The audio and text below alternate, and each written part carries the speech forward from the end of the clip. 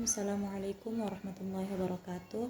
Perkenalkan, nama saya Putri, kelas 2A, Program Studi Pendidikan Agama Islam, NIM 22481004. Baik, di sini saya akan menjelaskan tentang sejarah pertumbuhan dan perkembangan hadis serta sejarah kodifikasi hadis.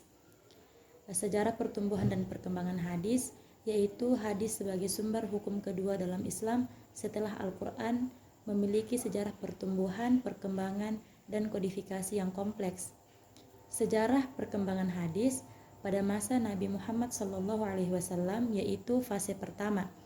Sejarah hadis bermula sejak masa Nabi Muhammad SAW, di mana beliau menyampaikan ajaran, penjelasan Al-Quran, dan teladan hidup yaitu sunnah secara lisan. Pada awalnya, ada larangan penulisan hadis secara massal untuk menghindari kerancuan dengan Al-Quran. Meskipun beberapa sahabat diizinkan membuat catatan pribadi, para sahabat sangat fokus pada penghafalan dan pemahaman langsung dari Nabi. Pada masa sahabat, setelah Nabi wafat, di masa sahabat, Islam menyebar luas dan hadis menjadi rujukan penting. Periwayatan masih didominasi secara lisan dengan sanad yaitu rantai perawi yang masih pendek. Kesadaran akan pentingnya hadis semakin meningkat seiring munculnya perselisihan dalam masalah hukum dan akidah. Para sahabat sangat hati-hati dalam meriwayatkan hadis.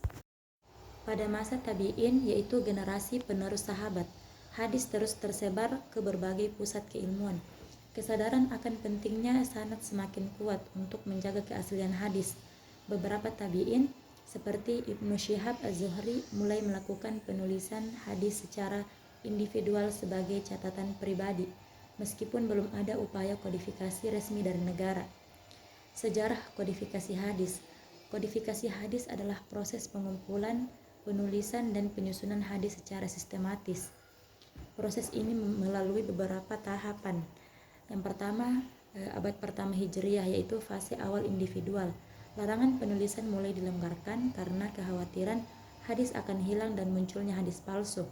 Penulisan masih bersifat catatan pribadi dan belum terstruktur. Contohnya adalah Suhuf Hammam bin Munabbih.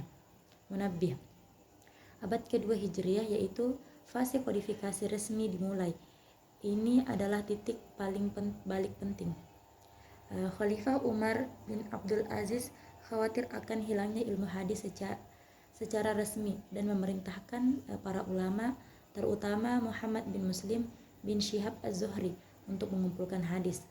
Hasilnya mulai terlihat dalam kitab-kitab seperti Al-Muwatta karya Imam Malik, yang meskipun belum murni, hadis Nabi menjadi cikal bakal kodifikasi sistematis. Metode penyusunan musannaf berdasarkan bab fikih dan musnad berdasarkan nama sahabat perawi mulai muncul. Abad ketiga Hijriyah, fase keemasan kodifikasi. Periode ini menjadi puncak kodifikasi hadis. Para ulama menerapkan metodologi ilmiah yang sangat ketat dalam seleksi hadis, memeriksa sanad, matan, dan kondisi perawi. Ilmu rijal al-hadis, jar wa ta'dil. Pada masa inilah lahir kitab-kitab hadis induk yang paling sahih dan terpercaya. Dikenal sebagai kutub al-sittah: Sahih Bukhari, Sahih Muslim, Sunan Abu Daud, Jami' At-Tirmizi, Sunan An-Nasa'i, Sunan Ibnu Majah. Abad keempat Hijriyah dan selanjutnya yaitu fase pengembangan dan syarah. Setelah kodifikasi utama, fokus beralih pada penjelasan syarah terhadap kitab-kitab hadis yang sudah ada, pembuatan ringkasan, mukhtasar, dan pengumpulan hadis-hadis tambahan.